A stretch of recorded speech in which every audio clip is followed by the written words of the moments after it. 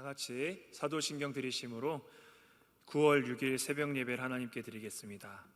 전능하사 천지를 만드신 하나님 아버지를 내가 믿사오며 그 외아들 우리 주 예수 그리스도를 믿사오니 이는 성령으로 잉태하사 동정녀 마리아에게 나시고 본디오 빌라도에게 고난을 받으사 십자가에 못 박혀 죽으시고 장사한 지 사흘 만에 죽은 자 가운데서 다시 살아나시며 하늘에 오르사 전능하신 하나님 우편에 앉아 계시다가 저리로서 산자와 죽은 자를 심판하러 오시리라. 성령을 믿사오며 거룩한 공회와 성도가 서로 교통하는 것과 죄를 사하여 주시는 것과 몸이 다시 사는 것과 영원히 사는 것을 믿사옵나이다. 아멘. 찬송가 305장, 이전 찬송가는 405장 함께 찬양하겠습니다.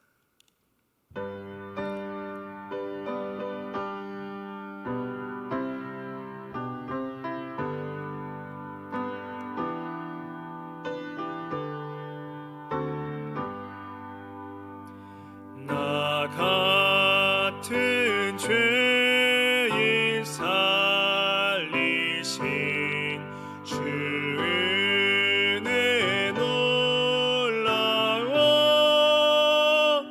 잃었던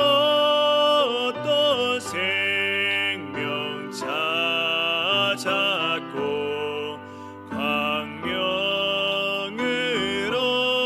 얻었네. 큰 죄악에서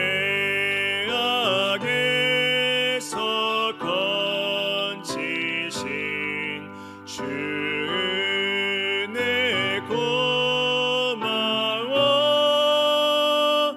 나 처음 믿은 그 시간 귀하고 귀하다. 이제껏 내가 산 것도 주님의 은혜라. 또 너를 장차 본향에 인도해 주시리. 거기서 우리 영원히 주님의 은혜로 해처럼 밝게 살면서 주 찬양하리라.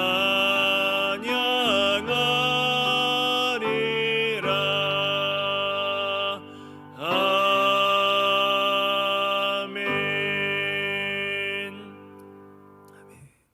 오늘 아침 우리에게 주신 하나님의 말씀은 시편 51편 11절 말씀입니다. 제가 가진 성경으로는 구약성경 839쪽에 있습니다. 839쪽을 근처를 찾으시면 되겠습니다. 제 하나님의 말씀을 봉독해 올립니다. 나를 주 앞에서 쫓아내지 마시며 주의 성령을 내게서 거두지 마소서. 아멘. 하나님 아버지, 부족한 죄인이 주님의 말씀 가지고 이 자리에 섰습니다.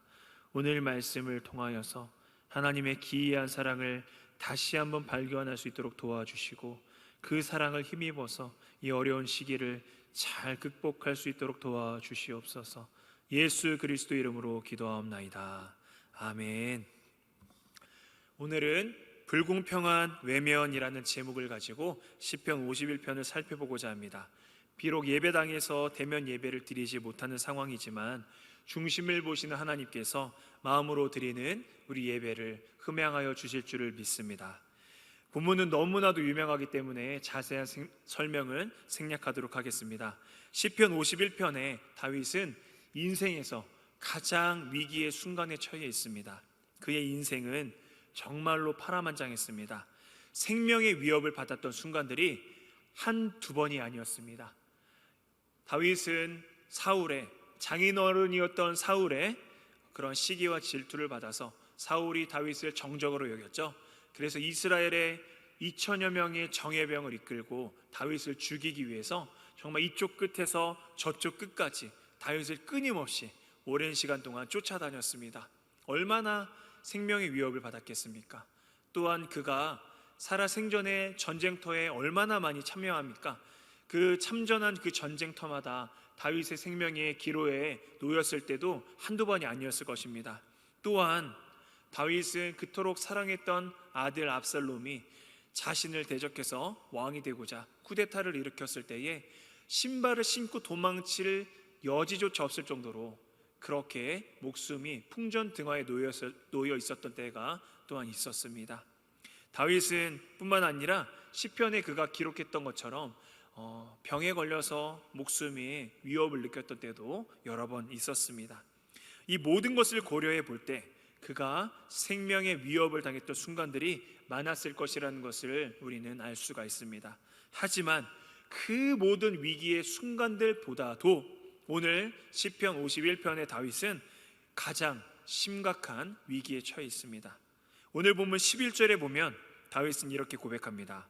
나를 주 앞에서 쫓아내지 마시며 주의 성령을 내게서 거두지 마옵소서.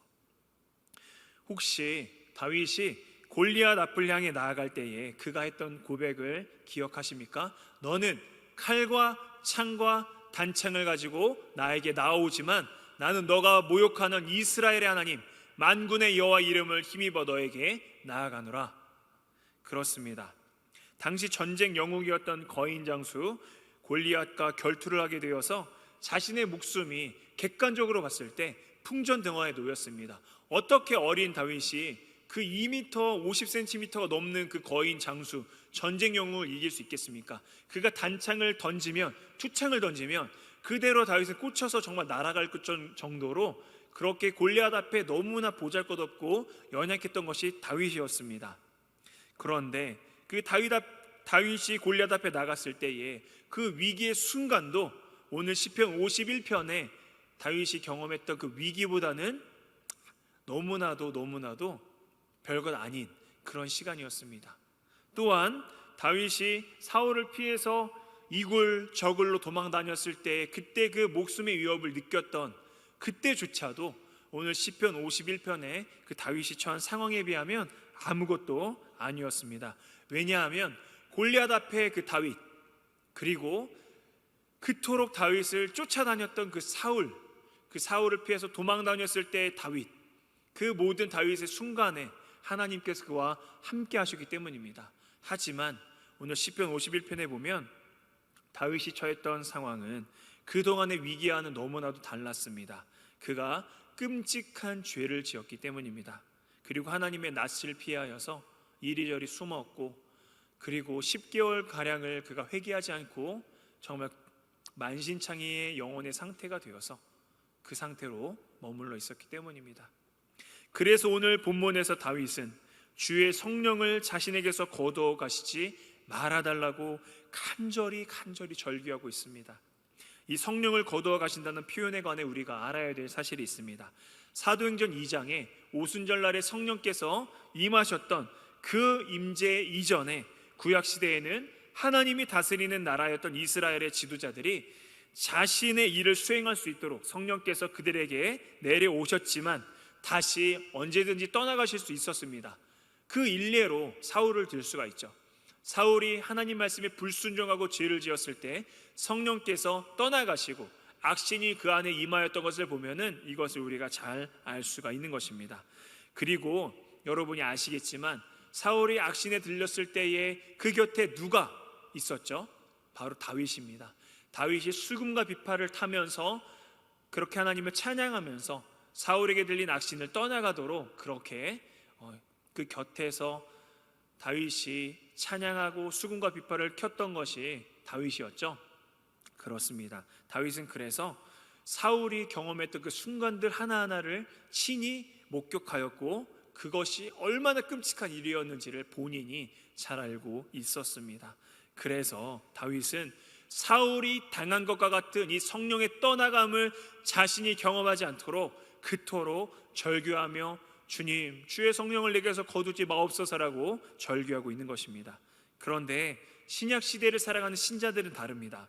성령께서 우리 안에 한번 들어오시면 하나님께서 봉인해 주심으로 말미암아 성령께서 우리 안에 영원히 내주하십니다. 심지어 신자가 죄를 짓더라도 사울에게 일어난 일처럼 성령은 우리에게서 떠나지 않으십니다. 하지만 다시 바르게 될 때까지 온전한 회개를 통하여서, 회개는 어떤 것이죠? 진정한 회개는 유턴하는 거라고 말씀을 드렸어요. 이제 다시는, 예수님이 현장에서 간음해서 붙잡힌 여인에게 용서하시면서 하신 말씀이 뭐죠? 나도 너를 정죄하지 않는다. 가서 다시는 이와 같은 죄를 짓지 말거라. 회개는 회개에 합당한 열매를 맺는 것이 회개입니다. 그래서 세례 요한도 자신에게 세례받으러 오는 바리새인들과 사두개인들을 가리켜서 뭐라고 하죠? 독사의 자식들아, 너희가 임박할 진노를 피하여서 이렇게 세례를 받으려 나에게 나아오느냐? 그러므로 너희는 회개에 합당한 열매를 맺고 라고 분명히 말하고 있는 것입니다. 그렇습니다. 다시 바르게 될 때까지 분명히 신약시대 신자에게는 하나님께서 성령을 통하여 영원히 내주하시지만, 그들이 죄를 지었을 때 그들이 다시 바르게 될 때까지, 다시 성령의 열매를 맺기까지 섬김에서 제외되거나 하나님께 쓰임받지 못할 것입니다. 그런 경우엔 성령께서 그들 가운데 내주하시지만 성령께서 소멸된 것처럼 그들은 고통을 겪게 될 것입니다. 오늘 이야기의 결말이 어떻게 됐는지 여러분 기억하실 것입니다. 어떻게 되죠? 하나님께서 다윗의 회개를 받아주십니다. 그를 다시 받아주시고 주님의 성령을 거두지 않으십니다. 그런데 말입니다, 하나님은 참으로 공평하지 않으십니다. 하나님은 참으로 공평하지 않으십니다. 왜냐하면 끔찍한 죄, 간음죄, 살인, 교살죄를 지었던, 그리고 완악한 마음을 가지고 회개하지 않고 살았던 그 다윗을 용서해 주시고 성령을 거둬 가시지 않으셨지만, 그런데 하나님께서는 아무 죄 없는 분에게는 끝까지 고개를 돌리고 외면하셨기 때문입니다. 예수님이 나의 하나님, 나의 하나님, 어찌하여 나를 버리시나이까? 엘리 엘리 라마 사박단이라고 절규하셨을 때에, 부르짖으셨을 때에 하나님은 어떻게 하셨죠? 하늘을 찢고 강림하시며 십자가에 달리신 자기 아들을 내려놓으셨나요? 그렇지 않으셨습니다. 정말 철저히 자기 아들을 외면하시고 쳐다보지도 않으셨습니다. 아무 죄가 없지만 저와 여러분의 모든 죄와 허물을 다 짊어지시고 그것으로 인한 온 우주의 저주를 다 짊어지시고 십자가에 달리신 자기의 아들을 참아보지 못하시고 하나님은 외면하십니다. 그리고 방치하십니다. 너무나도 불공평한 외면입니다. 사랑하는 성도 여러분, 요즘 너무 힘들지 않습니까? 눈에 보이지 않는 바이러스 하나 때문에 우리의 삶이 다 송두리째 바뀌어버렸습니다. 그리고 예배조차, 소모임조차도 마음대로 모여드릴 수 없는 이 상황이 너무나 힘들지 않으십니까? 또 이번 코로나19 전국적인 확산에 한국 교회가 그 중심에 있는 것이 너무나도 죄송스럽고 마음이 아픕니다. 정말 이 상황이 목회자로서 너무나도 죄송스럽고 마음이 어렵습니다. 전도위원회를 담당하고 있는 목사로서 이 상황에 어떻게 전도를 할 수 있을까 고민을 더해봐도 답은 한 가지밖에 없습니다. 그래, 삶으로 보여주자. 복음을 삶으로 살아내자. 이것밖에 없다. 원래 교회는 이것밖에 없었다. 사랑하는 성도 여러분, 비단 한국 교회뿐만 아니라 역사적으로 교회는 역경의 한복판, 그 한복판 가운데 오히려 빛과 소금의 역할을 감당해 왔습니다. 그 원동력이 뭘까요? 무엇이 교회가, 그리스도인들이 역경의 순간을 극복하고 더 빛나게 만들까요? 그것은 바로 하나님께서 친히 앞장서서 먼저 고난을 당하셨기 때문입니다. 하나님께서는 지극히 높은 하늘에 계신 전능하신 하나님, 온 우주 만물을 하나님의 뜻대로 운행하시는 초월자이신 동시에 이 땅에 가장 낮아진 모습으로 내려오셔서 모든 고통과 아픔과 어려움과 역경을 다 경험하시고 그 클라이막스에 십자가에 달려서 완전한 사랑으로 삼위일체의 하나 되신 그 하나님 아버지로부터 철저한 외면을 당하십니다. 다윗이 주의 성령을 거두지 말아달라고 절규했을 때, 회개했을 때 하나님께서는 그 기도를 들으시고 긍휼을 베풀어 주셨습니다. 하지만 정작 자기 아들이 나의 하나님 어찌하여 나를 버리시나이까라고 절규했을 때 하나님께서는 철저하게 외면하십니다. 그렇지 않으면 우리를 죄에서 구원하시려는 그 사랑의 계획이 물거품이 되기 때문입니다. 예수님은 아무 죄가 없으신데도 하나님의 부재에서 오는 그 고통을 우리 대신에 철저하게 경험하셨습니다. 누군가에게 마음을 주면, 그리고 사랑하면 할수록 상대방의 아픔까지도 끌어안게 됩니다. 사랑하면 할수록 그의 괴로움은 우리에게 더 큰 괴로움이 되어 다가옵니다. 우리 하나님은 우리를 너무나 사랑하셔서 그 마음에 우리를 향한 아픔이 가득한 초월적인 하나님이시지만 동시에 인격적인 하나님이십니다. 우리를 너무나 사랑하셔서 우리를 향한 안타까움과 우리를 향한 그 사랑 때문에 우리가 당하는 고통을 견딜 수 없으신 분이 바로 우리 하나님이십니다. 그분이 스스로 영광과 권세를 버리고 연약하고 유한하게 되셔서 이 땅에 성육신 하심으로 우리를 대신하여 하나님의 진노를 당하셨다는 그 사실이 역경의 한복판에서 하나님을 온전히 신뢰할 수 있게 만드는 것입니다. 가족 관계의 단절보다 더 가혹한 시련은 없습니다. 저도 집안에 주지스님이 두 분이나 계신 독실한 불교 집안에서 혼자 예수를 믿어서 부모님으로부터 단절을 경험함으로 이것을 잘 알고 있습니다. 예수님은 육신의 가족, 3년간 동고동락했던 제자들, 그리고 십자가에서 완전한 사랑으로 연합하신 하나님 아버지에게까지 버림을 당하셨습니다. 이 마지막 고통은 하나님의 그 사랑이 무한한 만큼 무한한 고통이 되어 예수님께 박혔습니다. 그리스도가 당한 고난은 가늠할 길이 없습니다. 한계가 있는 우리가 그 고난을 상상조차 할 수 없는 것입니다. 그분은 죄인 대신 버림을 받았습니다. 바로 나 같은 죄인을 위해서 버림을 받으셨습니다. 하지만 그가 우리를 대신하여 버림을 당하셨기 때문에 우리는 주님께 붙어 있으면 절대로 버림을 받지 않습니다. 예수님이 하나님께 불공평한 외면을 당하신 것, 그분이 주권자이면서도 우리를 위해 고난을 받으셨기 때문에 비록 우리가 고통의 때를 살아가고 고난을 겪으면서 그 고난의 뜻을 분간하지 못할지라도, 하나님 도대체 나한테 왜 이러십니까? 내가 왜 이 고통을 당해야 됩니까? 내가 도대체 언제까지 이 아픔을 겪어야 되는 것입니까?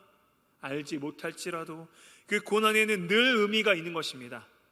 자기 아들을 아끼지 않고 죄인들을 위하여 내어주신 그 하나님께서 우리가 결코 홀로 고통을 당하도록 내버려 두시지 않을 것이기 때문입니다.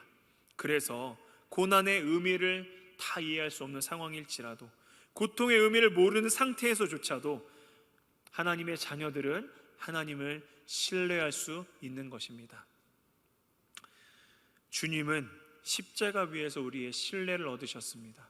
자기 아들을 아끼지 않고 내어주심으로 말미암아 우리에 대한 자기의 사랑을 확증하셨습니다. 이 불공평한 외면 속에 담겨진 하나님의 사랑 때문에 우리는 오늘도 이 고난을 묵묵히 이겨낼 수 있습니다. 자녀가 아버지께 말합니다. 아빠, 이것이 이해가 안 되는데 다 설명해 주세요. 이해가 돼야지 나는 이것을 할 수 있어요. 그러면 그것은 순종이 아니라 동의이고, 그것은 순종이라 말할 수 없는 것이죠. 우리는 하나님의 뜻을 다 헤아릴 수가 없습니다. 이해할 수가 없죠. 그럼에도 불구하고 자기 아들을 아끼지 않고 죄인들을 위하여, 같은 죄를 날마다 반복해서 짓는 이런 연약한 죄인을 위하여 내어주신 그 하나님의 신실하신, 받을 자격 없는 자에게 베푸신 그 사랑 때문에 우리는 이해가 안 되는 고난의 때를 살아갈지라도 그분을 신뢰함으로써 묵묵하게 꾸준히 주님께 붙어 있음으로 그 모든 역경을 이겨낼 수 있는 것입니다. 기도하겠습니다. 하나님 아버지, 그렇습니다. 이해할 수 없고 언제까지 이것을 당해야 되는지 모르는 상황 속에서 주님, 우리가 역경을 이겨낼 수 있는 유일한 비결은 그 주님의 신실하신 사랑입니다. 자기 아들 예수 그리스도 안에 감춰져 있는 그 하나님의 신실한 사랑, 그 사랑만이 우리를 이 모든 역경에서 주님을 바라보게 만들며 주님을 붙잡게 만들며 주님께 붙어 있을 수 있게 만듭니다. 주님, 오늘도 이 사랑 베풀어 주옵소서. 이 불공평한 외면 가운데에 한없이 감춰진 이 하나님의 사랑, 그 사랑을 느끼게 하시고 그 사랑 힘입어 이 역경의 때를 능히 감당할 수 있도록 도와주시옵소서. 감사드리오며 존귀하신 예수 그리스도 이름으로 간절히 기도하옵나이다. 아멘. 찬송가 276장 하나님께 찬양하기 원합니다. 이전 찬송가는 334장입니다. 276장 찬양하겠습니다.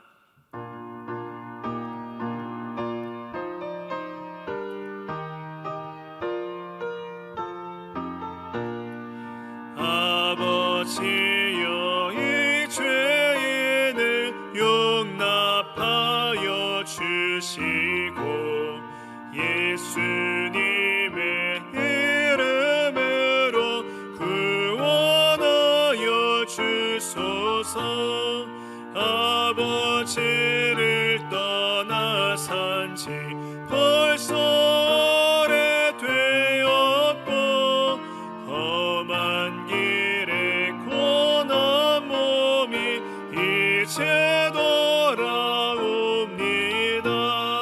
전에 하던 헛된 일을 애통하게 여기고 겸손하게 엎드려서 용서하신 빕니다.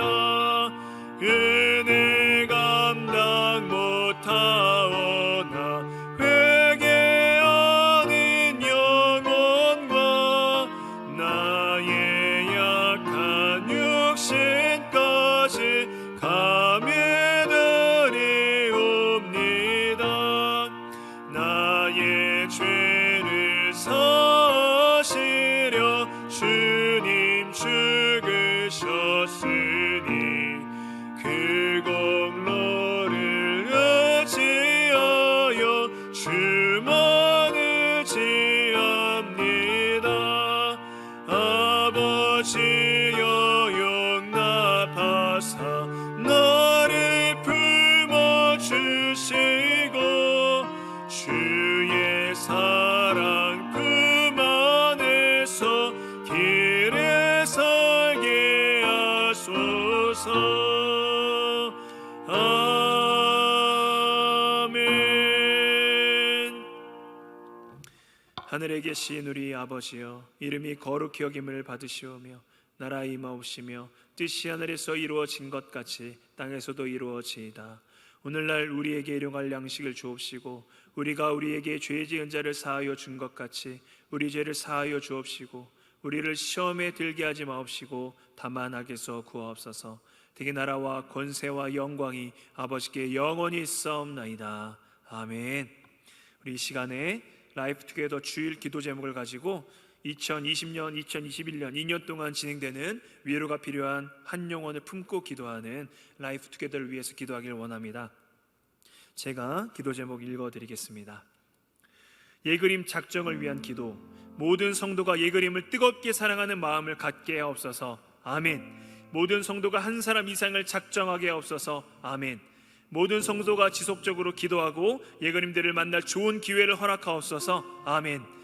모든 성도에게 성령 충만을 주시고 즐거이 헌신하도록 열린 마음을 주옵소서. 아멘. 모든 성도가 코로나19 상황 속에서도 복음을 전할 수 있는 힘과 지혜와 능력을 주옵소서. 아멘. 이 시간 이 기도 제목 가지고 주여 한번 간절히 부르짖고 기도하도록 하겠습니다. 주여.